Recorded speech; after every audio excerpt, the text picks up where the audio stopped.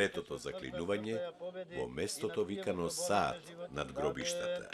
Христос воскресна од мртвите, со смртта ја победи.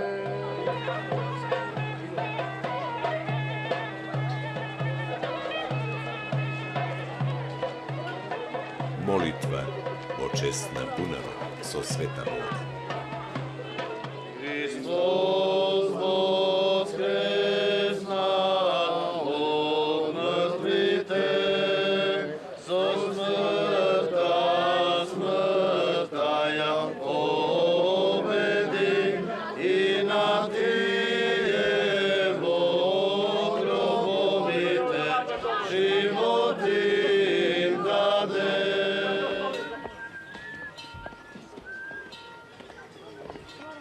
Христос воскресна од мртвите, со смртта. Христос воскресна. Христос воскресна. Христос воскресна. А сега повелете да го извршиме и последното заклинување на Давот пред црквата Свети Никола. Поголемо да преготвеме. Да се гледа тук. Четврто, последно заклинување во црквата Свети Никола.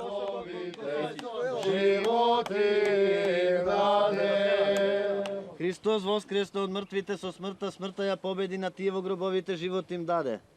Христос воскресна од мртвите, со смртта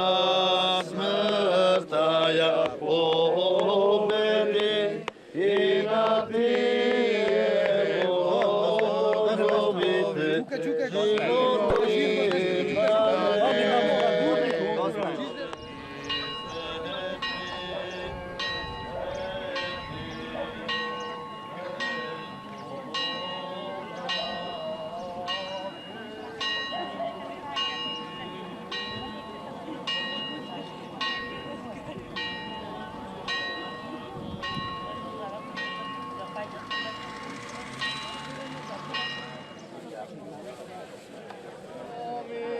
Нека ни е вечен овој денешен ден.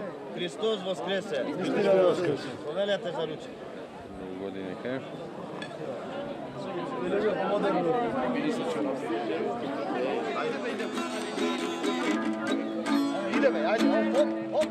А носењето на кулите? Ред е како секоја година да се изведуваат по 5 кули. Со што токму го одбрале бројот 5?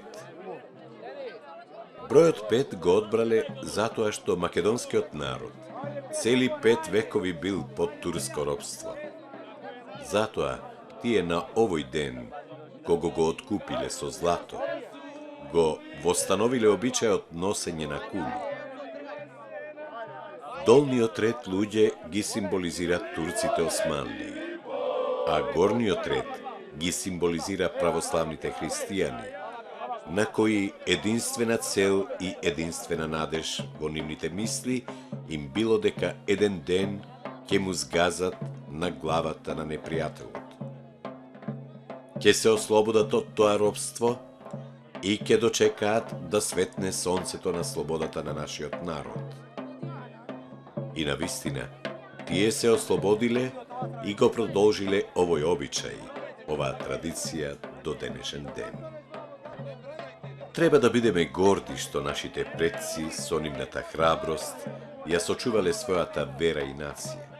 Го востановиле овој обичај за ние денес да се гордееме и да го продолжиме нивниот аманет, носењето на кулите и носењето на крстите секоја година зема се поголем и поголем замав.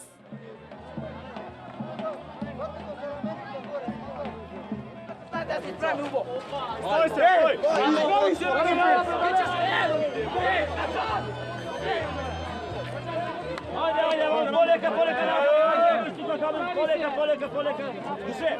Ajde, sredija ovdje ovaka, sredija. Umo na lijevo. Sredija se ga tu malo.